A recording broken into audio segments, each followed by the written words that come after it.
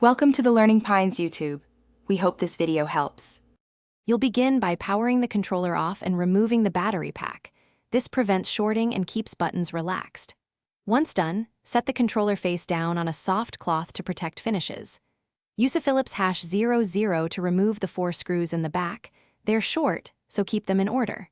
Then, make a small gap at the top seam with a plastic pry tool. You want slow, even pressure so internal clips don't snap. Now you'll focus on unclipping the faceplate. Start at the top and slide the pry tool along the seam to pop the first clips. This reduces stress on the plastic. Once one section gives, move to the sides and then the bottom, releasing clips one after another so pressure stays even. Make sure you can see the A/B/X/Y buttons and the D-pad. Keep tension low so ribbon cables don't catch. If resistance increases, stop and back up a step to reposition the tool. To finish, lift the faceplate a little and inspect for ribbon cables attached to the circuit board. If present, gently unplug the connector by lifting the latch. This is why you avoided force earlier. When reassembling, align clips first, press evenly, and reinstall the 4 screws without over-tightening.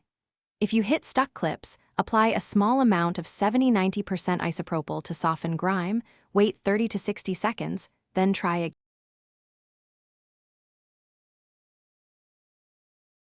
Thanks for watching. Consider subscribing if we helped you.